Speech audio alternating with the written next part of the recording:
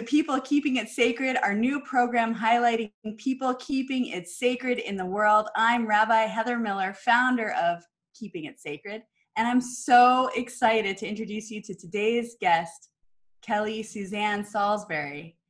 Kelly Suzanne Saulsberry is an advocate and feminist who is passionate about civic engagement, racial, gender, and economic equality, and LGBTQ rights. She's the Director of Public Policy and Outreach at the Chicago Commission on Human Relations, the city's Civil Rights Department. In her role, she works on policy and public engagement initiatives.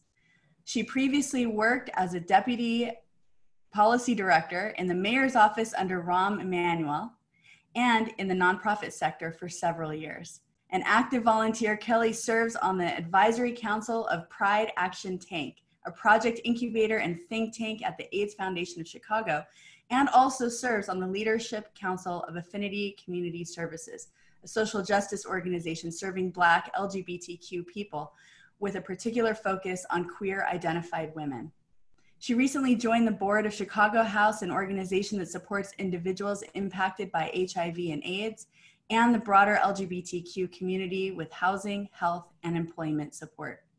She hosts a monthly podcast called Living Room Chats at Affinity, a podcast for brave conversations and bold voices, and co-hosts the Breaking Bread podcast with three dear friends who share their thoughts and experiences on things personal, political, cultural, and spiritual. I can't wait to hear more about those.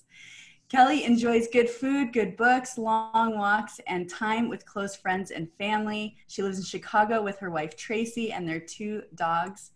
And most dear to my heart, Kelly and I became great friends at Wellesley College, and I can't wait to hear more about all that you're doing in Chicago and beyond and how you are keeping it sacred. Welcome, Kelly. Thank you, Heather. I'm so happy to be here with you. It's a real honor. Thanks for inviting me. Tell me a little bit about your spiritual practice and how you got into Buddhism and where you are with it. So yeah, it's interesting. So my very first entree to Buddhism started more as out of an intellectual curiosity. So I was raised Roman Catholic and went to Catholic school for elementary and high school. And I went to a Jesuit school for high school, and it was mandatory for all first years to take a class called Intro to World Religions. And that class just totally opened up my mind and heart to all kinds of religions, life philosophies, and spiritual practices I hadn't even heard of before. When we got to Buddhism, I thought, oh, this is interesting, but it had never really moved beyond just an intellectual interest. And high school was the first time I had started questioning the theology of Christianity, even though I had a very affirming experience. I was an altar girl. I was very active in my church and really had an enjoyable experience, but I started questioning some things. And then when I went to college, I didn't feel like I was much of anything. Nothing really resonated with me. I was someone who identified as being spiritual, but not identifying with one religion or another and having no desire to do so. Fast forward several years after graduating college, I wound up becoming close friends with a woman, Kim, and who's my best friend to this day. And she was and still is a Nichiren Buddhist who also practices with the Soka Gakkai International, SGI. And she wound up hosting an Intro to Buddhism meeting, so I decided to go.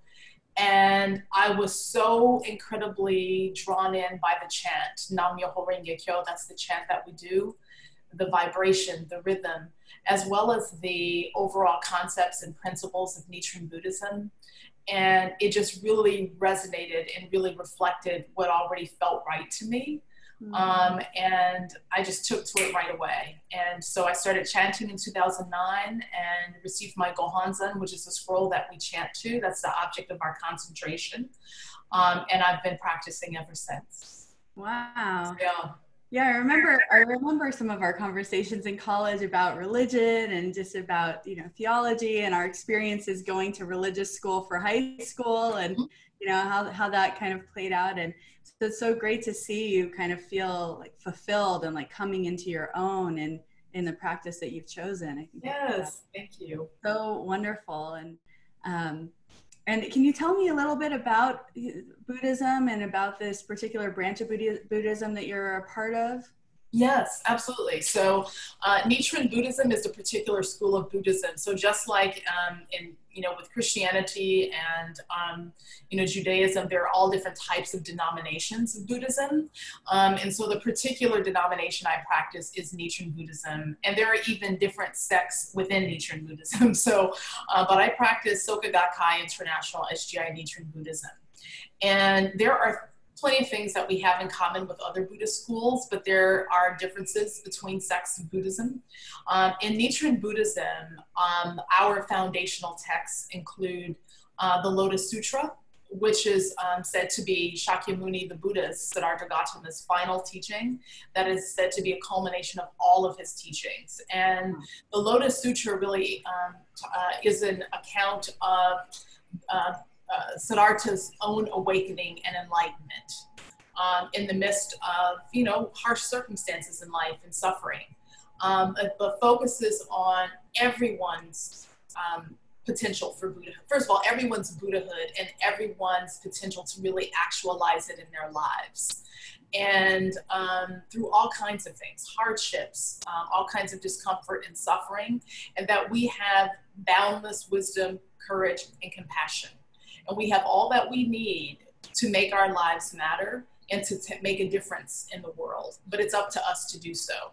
So that's the foundational text. So I'd love to hear a little bit about, how you make sense of the work that you do in the world with policy and with public policy and with creating communities and creating healthy and holistic and safe and honorable and honoring kinds of communities, and where you see the brokenness and how that can be fixed.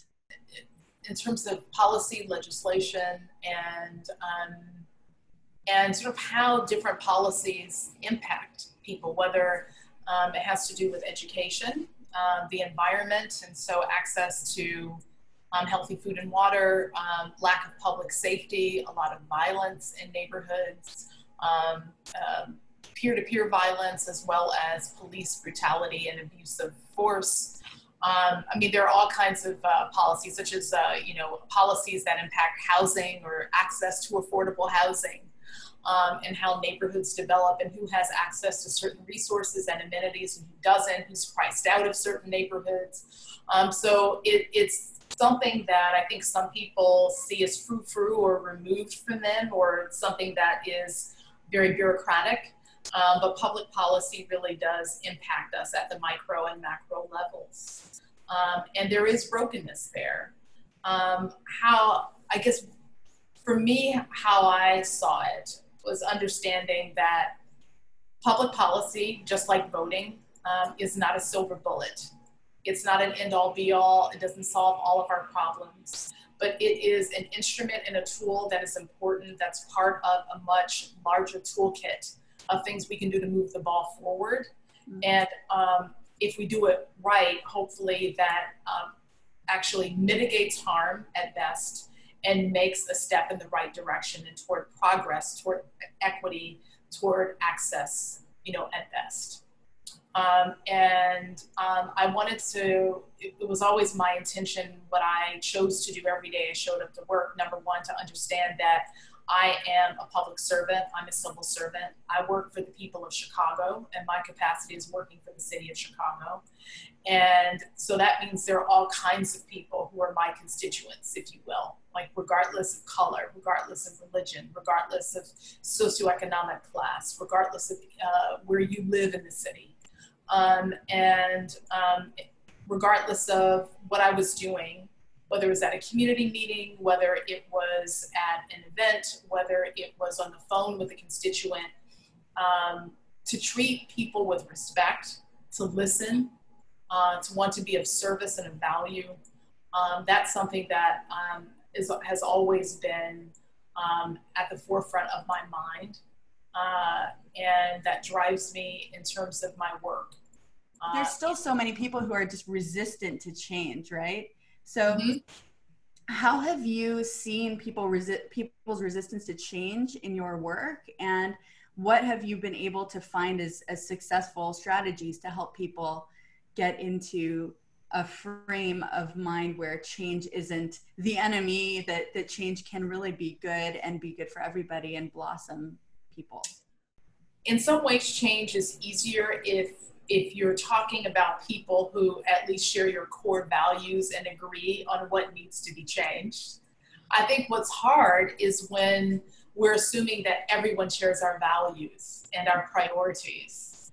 And I hear all the time, for example, people don't vote in their best interests. But what you see as your best interest, which might be economics or socioeconomics or what have you, someone could have a particular religious value that they see in their best interest that, you know, is more important than even, you know, their socioeconomic conditions, you know, and not that those things are mutually exclusive all the time, but whatever. And so we're not always operating from the same place. And so when you take, you know, whether it's in a workplace or whether it's in a city, state, or country at large, you have different types of people who have all kinds of values and priorities and needs and perspectives and backgrounds and walks of life. We're not going to agree on what the problems are, and therefore not going to agree on what the solutions are, and we don't necessarily always share core values. And I think in some ways that is why this kind of hyperpolarization that is happening, you know, in our society, that is much easier to do because of social media. But it has become so easy to really hyper-curate our environments and what we want to learn and listen to and what we don't. You hold a physical newspaper, you may not read every article, but as you're skimming, you see different, you know, articles and things that are reported on by people of different points of view. When you're clicking on articles that have already been algorithmed for you to click on, you're not necessarily reading, you know, or coming across different types of information or different publications. You know, you're reading what your friends share that pops up on your newsfeed or timeline, or reading based on what you've clicked on before and what an algorithm thinks that you'd be interested in. So I think that it actually takes effort sometimes to sort of get outside of our bubbles that we may be in to understand different points of view, how different people live, how they think. And I think that is really critical to affecting change, because I think that if we really want to move the needle forward and affect change, then we have to be able to at least engage people in different ways, in dialogue, in conversation, to understand, not necessarily agree, but understand where they're coming from, what their issues and desires are, what their barriers are. And it doesn't mean our work all has to be or look the same, but there at least has to be some kind of broader understanding, deeper insight, greater capacity for empathy. Can you tell me a little bit more about some of the issues that you've recently taken up? What are some of the issues that you've recently taken up that have been inspiring, or, you know, harder than you expected or easier than you expected? Any surprises in the work that you've been doing recently? I wouldn't say surprises, but I would say, so I'm still I have many interests, but in terms of my, you know, my civic engagement work, advocacy work, there tends to be a theme of, you know, racial, gender, economic equity, LGBTQ rights, and, you know, as you know, I'm a feminist, and I care very much about gender and equity and equality, and yes, women's rights, absolutely. So those are things that I'm very passionate about. And I'm also, something that I've been doing that I started, February a year ago, is podcasting. And something that I really but I really have become very fond of, that really nourishes me, is to have these incredible conversations with folks like you, and other people who are curious, who are engaged, who care about other people, about ideas, about doing things to to make a change in their communities and society and the world. And having a space where we can have courageous and candid conversations, to me, is very important. I find that it can be very easy to put people in boxes and judge people by one stance or one opinion they have, or assume that we know people based on how they look, or where they live or what their job is, or any number of things. And I think that something that I've really enjoyed about the podcasting I've been doing, Living Room Chats, and then the Breaking Bread podcast that I do, is that these are longer form conversations. So they tend to be 45 minutes to an hour. And it never ceases to amaze me how each of us has a story, and how, you can really, if you care to listen and dare to ask, you can learn so much about a person and a life lived.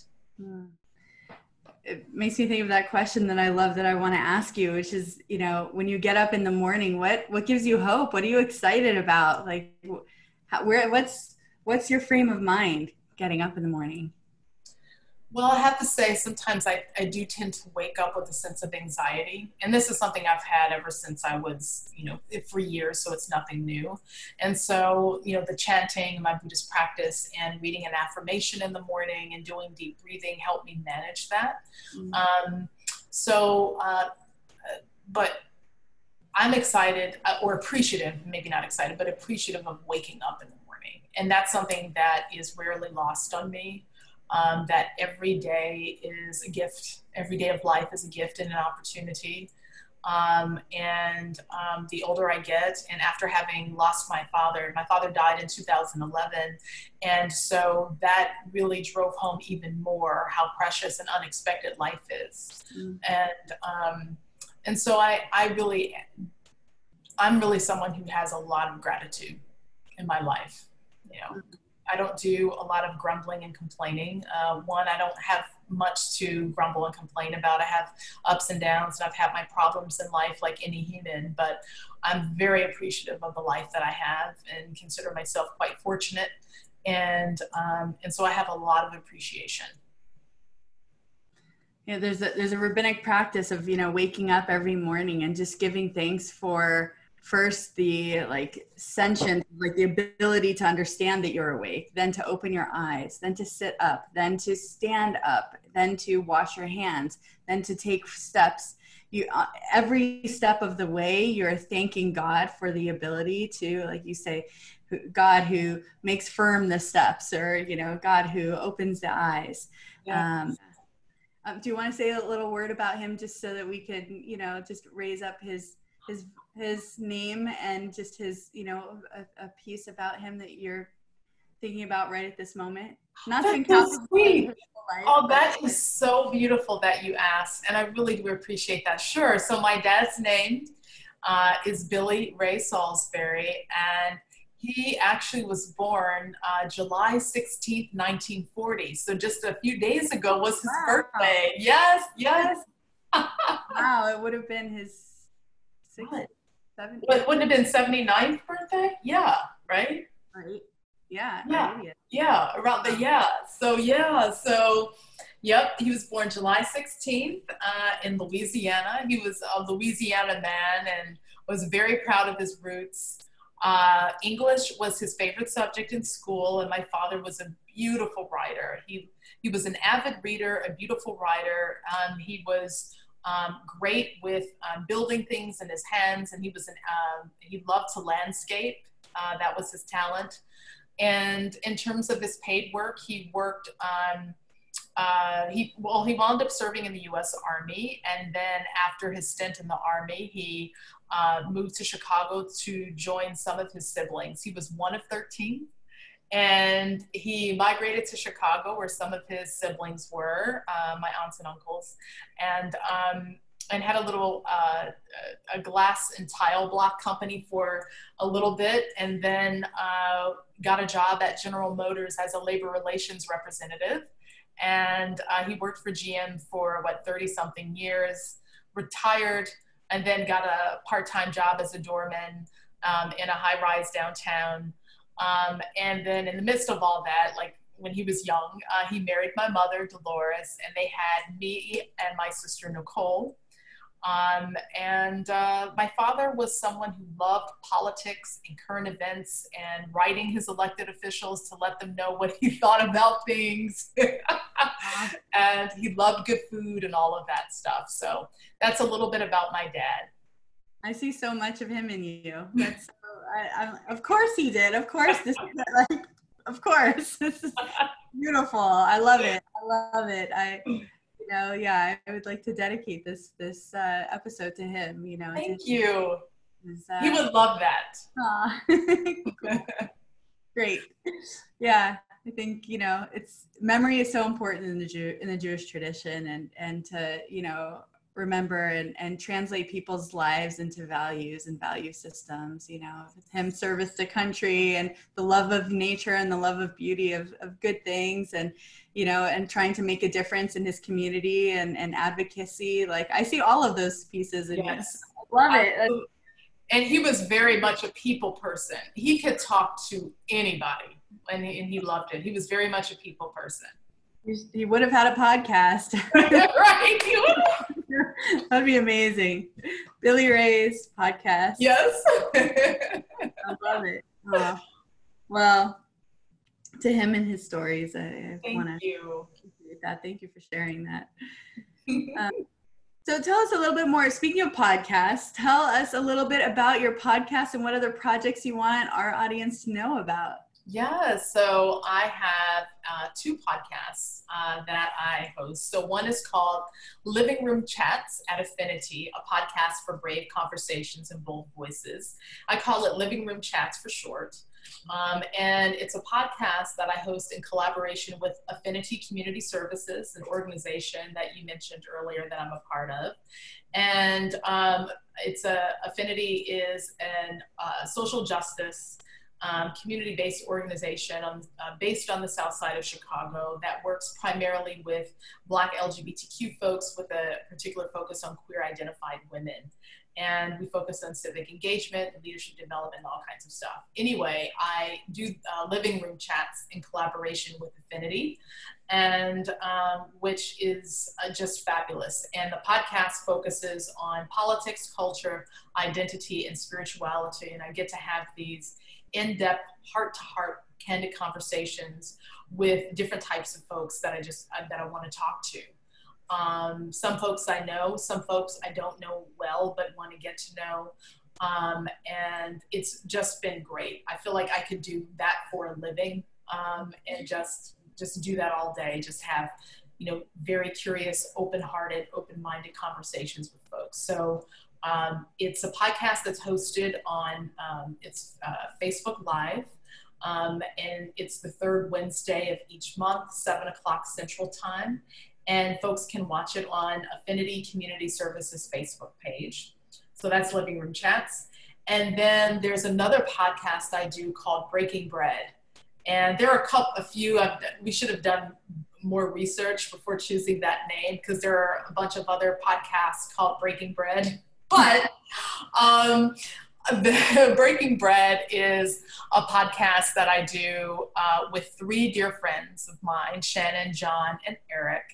And this podcast actually came about as a result of a friendship we developed, the three of us. And we started, maybe September of last year, August or September of last year. We would go and have supper together at a restaurant and we talked about all kinds of things. We had this great chemistry and these amazing conversations. And then one evening it came up, guys, we have such amazing conversations. We should do a podcast. And we were all on board. And so this podcast we do is an audio podcast, and it's folks can catch it on Spotify and what's that other and Anchor and other kinds of apps where you can check it out. But it's called Breaking Bread. Is there some sort of other way to look it up if others are called Breaking Bread also? Yeah, so you can look. Yeah, so you can look it up by the description, and there's also like a picture of us, of the four of us. And so we talk about you know, all kinds of things about, you know, in the description, it's about talking about, you know, politics, culture, all kinds of things. And there's a picture of the four of us. So that's how you can check it out. It's always good. You know, at the end of every Shabbat service, we always break bread together, the challah, right? And, Yes. you know, I know in Christianity, right, bread, it's, you know, the body of Christ, and that's a different theology, but for us, it's just breaking bread together.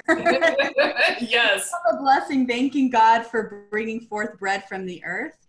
And, you know, just, again, that kind of connects us back to the earth and all that is creation as well. But I love that, breaking bread together, right? Yes. Let's have a discussion. Let's talk. Yes, amazing. I love it. It's such, and they're such amazing people, you know. Yeah. And tell me about that, the poetry slam that you just kind of hosted. Was that a one-off, or is that something that's going to recur? Can you tell our viewers a little bit about that? Sure. So recently I had the honor of narrating, if you will, it was a virtual Pride event that Chicago House does. So Chicago House is a nonprofit that was founded in 1985 in Chicago, and it serves individuals with HIV and AIDS, as well as the LGBTQ community in terms of health, housing, and employment services. And so there was a virtual Pride event that was hosted by the MC was phenomenal. I think like Lucy, and it was an evening of storytelling and song and music, and there were some just phenomenally talented people who shared their voices and their creativity and talents with us. And it was really well received. So we think that we might do it again. I think there's so many other really talented people who could narrate the night. So it won't be me continuing to do that, but I think Chicago House, we might do it again, have that particular event, because it was just so inspiring. People are still talking about it, as a matter of fact. It took place in June, but you know, it really resonated with people, especially in the wake of everything that's happening. So it was, what was powerful is that it was not just focusing on everything wrong or bad or oppressive, but also bringing joy and art and hope and action and amplifying voices and experiences and hope as well. So it was very encouraging and inspirational. Well, Kelly, thank you so much for bringing your light to this conversation, and thank you so much for your time. Thank you also to our audience for tuning in. If you have someone you'd like to recommend that we host on the show, please contact us at rabbiheathermiller.com. There you can also sign up for our newsletter and stay up to date with all that we're programming, opportunities to study together, and more. Thank you, everyone, for keeping it sacred. Be well.